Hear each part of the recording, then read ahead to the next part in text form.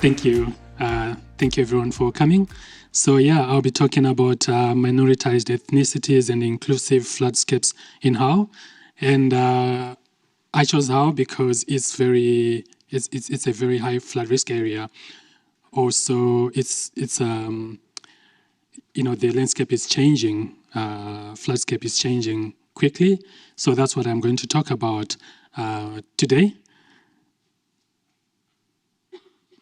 Yeah, I'll give you a bit of a background of the city itself.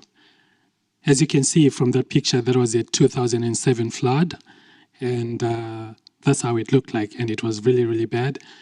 And it's in the UK, How is the second biggest flood risk area, second only to London. So London is the first one, and then we've got How, and you can see how that is. And then in post-2000, there have been several floods. So there was a 2007 one, which I've showed on the picture there because that was really big, and the local people refer it as the Great Flood. Then we've got the 2013, 2014, 2019, and 2020 floods that also occurred. And then regarding the population, it's also increasing in terms of the minoritized ethnicities. So at first we've seen the change in terms of flooding. So there's an increase in flooding incidences.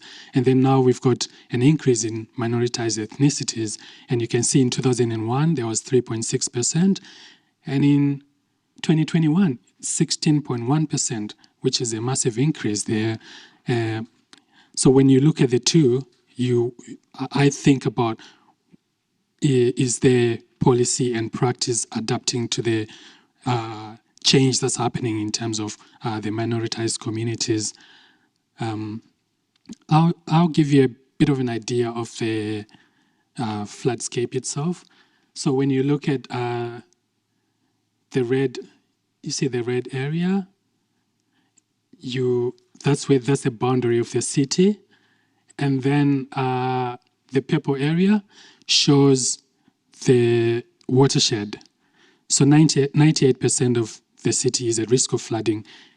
And if you see on the northern side, the white area, that's only 2% that's not at risk of flooding. And then I look at the minoritized ethnicities population, which wards, so this is divided into wards now, which wards are ethnically diverse. And the ones in black you see are the ones that I researched on, and those are very diverse. As you can see, the percentages there. For example, Central Ward is 35%. When you compare to the red ones, which are less diverse, you can see some differences, like 4.4%. So there's like a corridor, if you look at it from the university going down to Central Ward there. So that's my research area there, and that's the study site that I'm looking at. And then linking this to sustainability or to the SDGs, I'm looking at SDG 10, 11, and 13. So in terms of SDG 10, I'm looking at inclusivity of policies and practices, and then sustainable cities, where we are supposed to create inclusive and safe spaces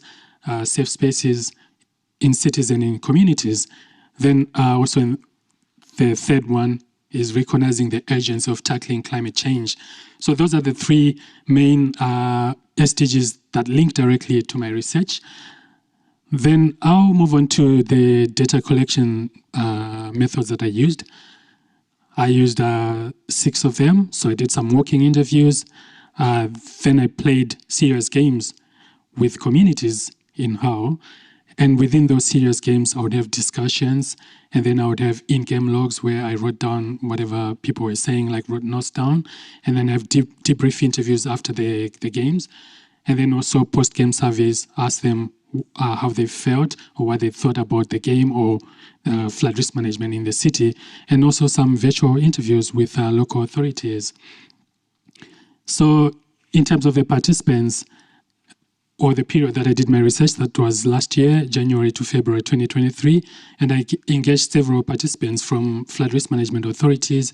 So if you look at Environment Agency, how City Council living with water, and then political administrators like the councillors, local councillors, flood-focused organizations, and minoritized ethnic groups. For example, that one. So that was during one of the serious game sessions, and that's the board game in the middle there. And then in terms of the findings, so that's a tidal barrier in Hull. But when I was talking to some of the communities, they would refer that as a bridge, which means they don't even understand the symbols that are used in how to prevent flooding. So when I think of culture, I'm thinking of ideas, values, and symbols. What do people use to prevent, to manage flood risk? And that's one of them that's used in Hull, and it's a prominent building or infrastructure, but then the understanding is lacking from minoritized groups. And then we also have flood warnings and flood alerts. I remember when I was playing the game and I had a QR code where people had to scan to sign up for flood alerts, but then they didn't have compatible technologies, for example, a phone that could scan that code. And you can only access the flood alerts if you've got a phone, so you do that online. But for some of these groups, they're coming from different backgrounds where they don't have the technology or the resources to sign up for flood alerts, which means they get left behind. And then we've got the local policy, that's the how flood risk management strategy. That's in English, which is okay because it caters for most of the people. But then in terms of the underrepresented groups, some of them don't even know how to read English. They don't speak English. For example, the group that I was playing the game with, we had five different nations there and some translators who were helping me to convey the message. So in this case, that means even though the policies are there, but people don't understand. In terms of people, I mean the groups that are underrepresented don't know what's contained in the policies within that country, within the community. The whole idea here from the city is that also they don't want to present the city as dangerous. So sometimes you don't even go out there and say the city is at risk of flooding because it will reduce investors, for example, investment in the country, in the city. So we've got marginalized and contested spaces, and here I want to share a bit of some results. One of the people I interviewed said, it is too expensive to translate materials into individual languages. So the materials they were referring to was the local flood risk management strategy, because you have to summarize it, you have to put resources into it, so it is very expensive to do that. And then that was from one of the minoritized groups. They were asking me, does it even flood in Hull? They didn't even have that idea that it floods.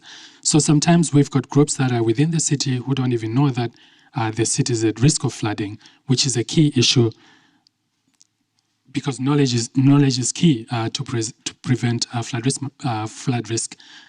And then also at the forefront of people's minds is not flood risk management, but rather how do I make money, how do I make income, where do I live?